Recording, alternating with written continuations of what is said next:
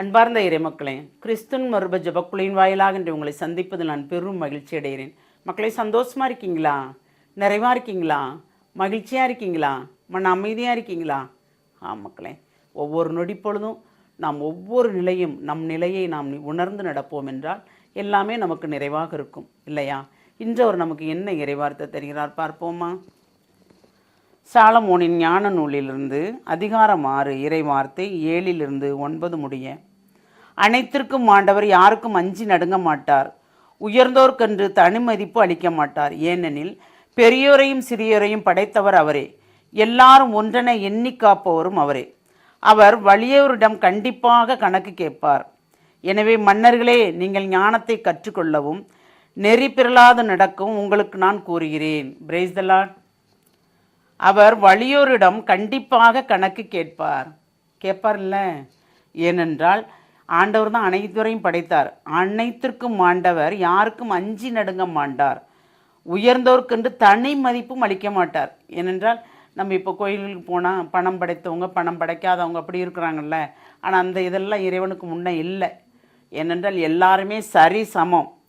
அப்படி சரிசமமாக இருக்கும்போது தான் கண்டிப்பாக அவர் கணக்கு கேட்க கரெக்டாக இருக்கும். ஏனென்றால் படைத்தவர் அவர் அல்லவா?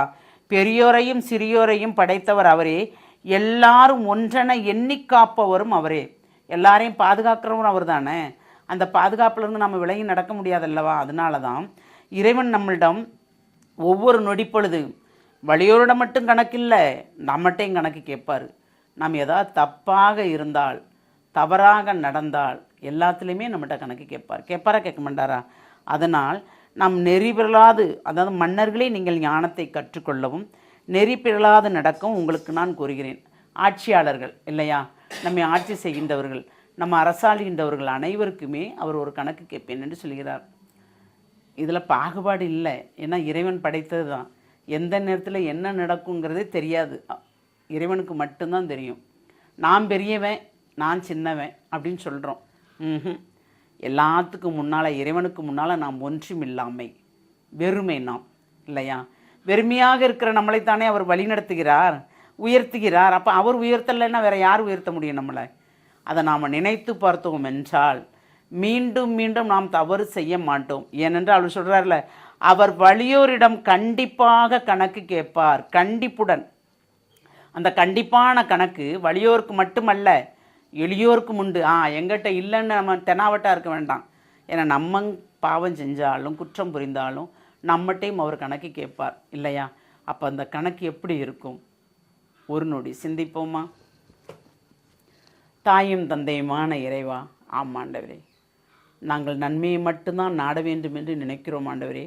ஆனால் எங்கள் அறியாது தீமையிலும் விழுந்து விடுகிறோம். நாங்கள் தீமையை நாடாதவாறு இருக்கும்படி எங்களை நீர் நிறைவாக பாதுகாக்க வேண்டும் ஆண்டவரே. ஏனென்றால் நாங்கள் வாழ்வதோ மாய உலகம் ஆண்டவரே.